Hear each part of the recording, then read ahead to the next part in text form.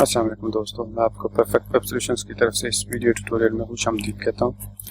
मेरा नाम इमरान कासिम है और आज के इस वीडियो ट्यूटोरियल में मैं आपको एक सिंपल PHP कार्ड बनाना सिखाऊंगा PHP और MySQL को यूज़ करते हुए।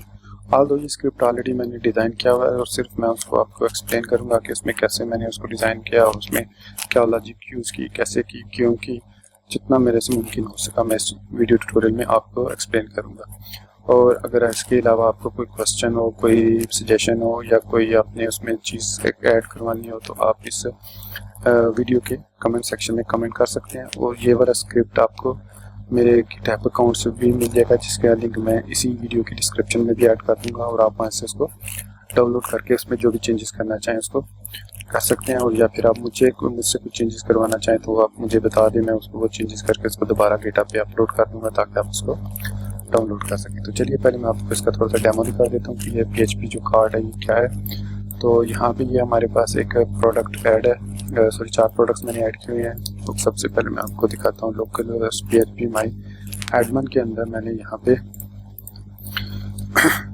पे DB कार्ड का एक डेटाबेस बनाया, उसके अंदर प्रोडक्ट्स का एक टेबल बनाया, उसके अंदर मैंने 4 प्रोडक्ट्स ऐड किए और उसका स्ट्रक्चर कुछ इस तरह के इसमें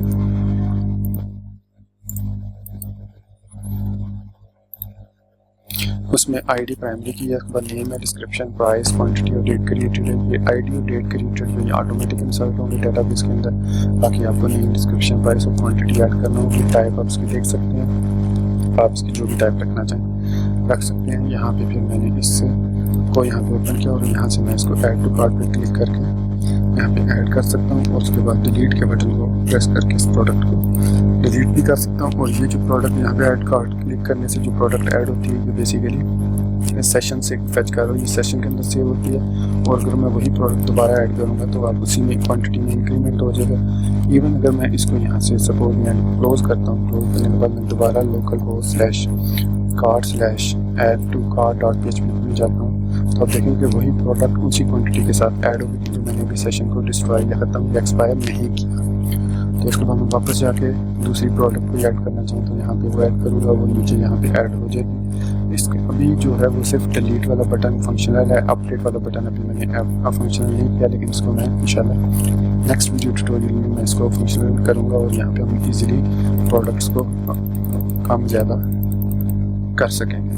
तो ये छोटा सा था डेमो। इसके अलावा हम यहाँ से इसको डिलीट भी कर सकते हैं प्रोडक्ट, और ये डिलीट cart.php वापस में ऐड टू cart.php पे भेज देगी डिलीट करने के बाद, ताकि हम कंफर्म हो जाएंगे product has been deleted successfully.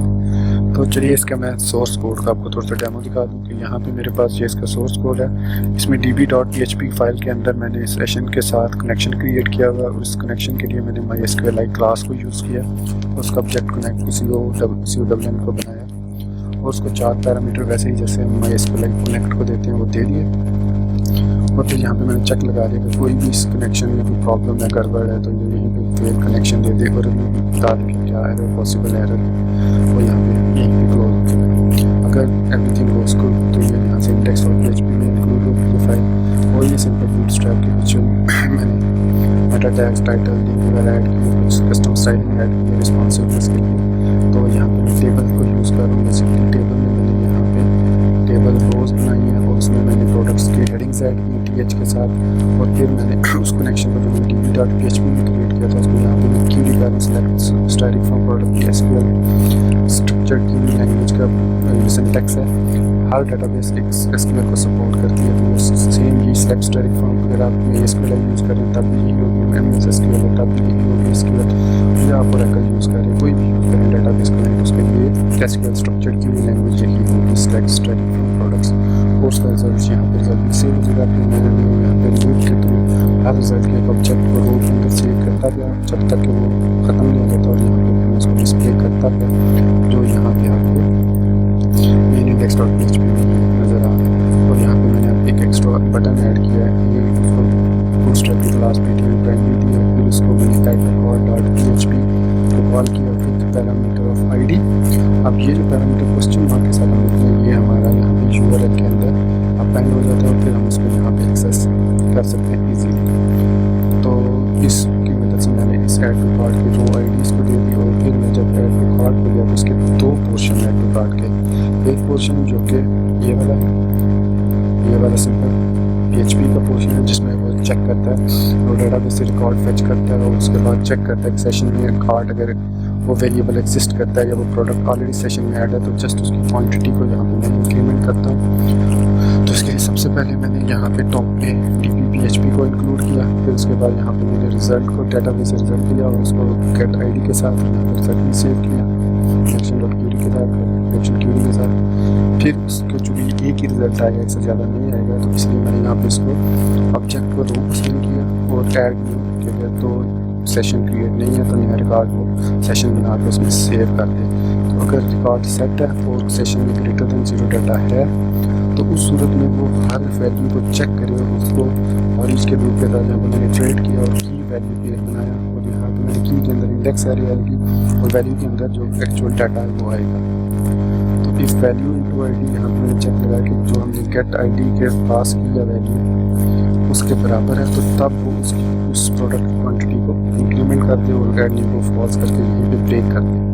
Break मैंने यहाँ पे इसलिए लगाया कि अगर आपने 50 प्रोडक्ट्स ऐड किए हैं और 5th प्रोडक्ट पे या 5th इटरेशन पे उसको पता चल जाएगी कि एग्जिस्ट करती है और उसको उसमें अपडेट कर दे तो बाकी जो 45 लूप्स हैं वो अननेसेसरी उनकी ज़रूरत नहीं है। तो इसलिए जैसे ही उसको वो मिलेगा वो उसको लूप को ब्रेक कर देगा यहाँ पे और बाहर आ जाएगा और यहाँ पे चूँकि वो उसको फॉल्स कर देगा इसलिए ये वाली स्टेटमेंट एग्जीक्यूट नहीं होगी। ये उसी सूरत में होगी जब कोई प्रोडक्ट यहाँ पे इस पोर्शन में एग्जिस्ट नहीं करती या जो प्रोडक्ट हमने ऐड किया वो ऑलरेडी सेशन में नहीं है तब वो उसको ऐड नहीं ट्रू होगा और वो फिर उसको इसकी एक अदद क्वांटिटी ऐड कर देगा सेशन कार्ड की एक नई रो बना के।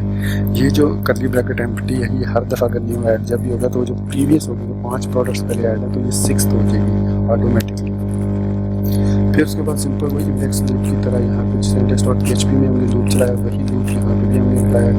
तो और यहाँ पे मैंने एक छोटा सा चेंज किया कि यहाँ पे मैंने सेशन जो कार्ड में डाटा है उसको कार्ड वेरिएबल को साइन किया और फिर मैंने यहाँ पे चेक लगाया कि वो कार्ड एम्प्टी नहीं है तो तब ये वाला लूप एग्जीक्यूट हो, अदरवाइज वो सेशन को अनसेट कर दे और साथ ही एको कर दे कि रिकॉर्ड इज एम्प्टी। वो सेशन में कोई भी रिकॉर्ड नहीं है हमारे पास कार्ड के अंदर तो अगर सेशन को पूरे को खाली कर दे पूरी कार्ड को उड़ा दे और यहाँ पे योर कार्ड इज एम्प्टी का मैसेज डिस्प्ले कर दे और फिर यहाँ पे मैंने बैक टू शॉप का लिंक ऐड कर दिया। तो यहाँ पे अब एक मैंने जो लूप चलाया उसके की को यहाँ पे यूज़ नहीं किया, सिर्फ वैल्यू वाली पोर्शन को यूज़ किया और वैल्यू नेम को यहाँ पे डिस्प्ले करवाया, प्राइस को, क्वांटिटी को और उसकी ID अपडेट कार्ड.php जो फाइल अभी मैंने नहीं बनाई है इंशाल्लाह नेक्स्ट बनाएंगे। उसके बाद यहाँ पे मैंने डिलीट कार्ड का फंक्शन बनाया। ये फंक्शन काम कर रहा है। ये क्या करता है कि डिलीट कार्ड वही एक ID पास करता है डिलीट कार्ड.php को और फिर मैं जाता हूँ डिलीट कार्ड.php सिंपल 6-7 लाइनों का कोड है। यहाँ पे सबसे पहले हमें सेशन स्टार्ट करना लाजमी है। फिर उसके बाद मैंने यहाँ पे ट्रिम करके कि जो गेट हुई है ID यहाँ पे जो डिलीट के साथ ऐड गेट हुई है उसको मैंने यहाँ पे ID को साइन कर दिया। ये सॉरी यहाँ पे मैं आपको दिखा रहा हूँ ऐड टू कार्ट है लेकिन ये डिलीट टू कार्ट भी है, मतलब ये डिलीट कार्ड.php भी सेम इसी तरीके से होगी और उसमें भी इसी तरह ID पास होगी और फिर वो ID यहाँ पे इस ID वेरिएबल में सेव होगी। फिर और सेशन इनटू कार्ड में जो डाटा है वो कार्ड में सेव होगा। अगर आप ये दो पैर ना भी करना चाहें तो आप यहाँ पे डायरेक्ट सेशन इनटू कार्ड भी लिख सकते हैं लेकिन जस्ट फॉर द सिक्योरिटी है और जस्ट फॉर ये कि मैंने यहाँ पे शॉर्ट वेरिएबल लिखने के लिए मैंने इसको साइन कर दिया। फिर वही काम कि यहाँ पे मैंने वैल्यू को ID से कंपेयर किया और अगर वो वैल्यू एग्जिस्ट करती है तो उसको अनसेट कर दो। अब यहाँ अनसेट में मैंने यहाँ पे की यूज़ किया ना कि मैंने ID वैल्यू ID यूज़ नहीं किया बल्कि की मैंने जैसे बताया कि एरे की है और जो हमारे पास डाटा है वो एक ऑब्जेक्ट है तो वो उसको अनसेट करके यहीं पे ब्रेक कर देगा। तो सेम वही जो ऐड टू कार्ड वाली में ब्रेक था कि अगर तो ये वैल्यू उसको मिल जाती है 5th रिकॉर्ड को, टोटल 50 रिकॉर्ड है या कार्ड के अंदर 50 रिकॉर्ड्स हैं तो वो उन सब पे लूप चलेगा। अगर ब्रेक लगा देंगे तो 5th पे उसको रिकॉर्ड मिलता है तो वहीं पे वो ब्रेक हो जाएगा और वापस ऐड टू कार्ड.php पे डिलीट करके उसको वापस रिटर्न हो जाएगा ऐड टू कार्ड.php के अंदर। तो दोस्तों ये था मेरा छोटा सा वीडियो ट्यूटोरियल और simple PHP card. I am sure it's quite simple, कोई इसमें ऐसी चीज़ नहीं है। तो इंशाल्लाह नेक्स्ट वीडियो ट्यूटोरियल में हम जो है वो इसको जो हमारे पास अपडेट का बटन है इसको फंक्शन करेंगे और यहाँ पे फिर हम टोटल भी डिस्प्ले करेंगे और चेकआउट का प्रोसेस और फिर एक छोटा सा पेमेंट गेटवे भी हम लगा लेंगे। पेपॉल को यूज़ कर सकते हैं, ऑनलाइन पेमेंट गेटवेज हैं काफ़ी सारे यूज़ कर सकते हैं, कैश ऑन डिलीवरी भी यूज़ कर सकते हैं। मैं इंशाल्लाह नेक्स्ट वीडियो ट्यूटोरियल में अपडेट को और पेमेंट एक छोटे से पेमेंट गेटवे को ऐड करना सिखाऊंगा। यहाँ पे ये ट्यूटोरियल यहीं पे ख़त्म होता है, तो मैं आपसे इजाज़त चाहूँगा भी।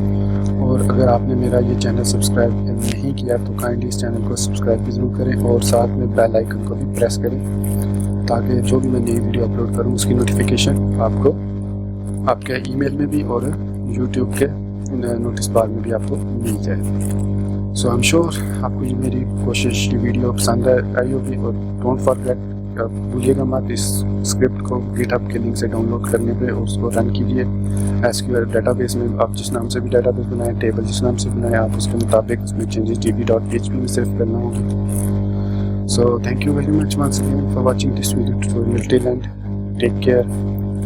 अल्लाह हाफिज़ एंड बाय।